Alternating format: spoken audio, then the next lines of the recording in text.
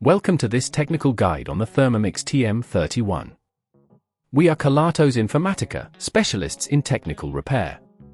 We collect your device from your doorstep, carry out a free diagnosis, and send you a quote before any repair. No phone calls, no trips to the shop. We are based at Calle Joaquín María López 26, Madrid. Convenient, transparent and professional. Link in the description. If your Thermomix TM31 is displaying a temperature error and refusing to operate correctly, you are not alone.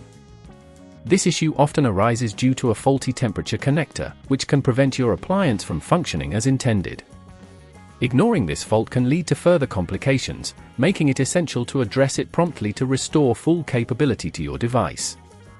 For this repair, you will need a Phillips screwdriver, a flathead screwdriver, and a replacement temperature connector. Make sure you have a clean workspace and a small container for screws. Begin by ensuring the Thermomix is unplugged to avoid any electrical hazards. Carefully use the flathead screwdriver to pry open the casing of the Thermomix.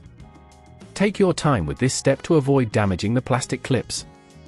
Once you have access to the internal components, locate the temperature connector. This is usually found near the base of the mixing bowl. You may need to remove some surrounding components to access it fully. Look for screws securing the connector in place. These are typically Phillips screws. When removing them, apply gentle pressure to avoid stripping the screws.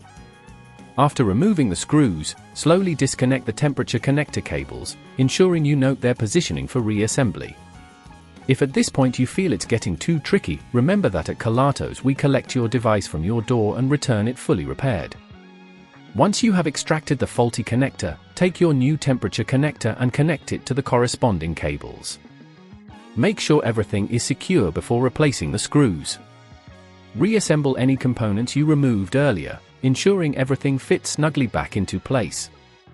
Finally, close the Thermomix casing, ensuring that all clips are properly engaged.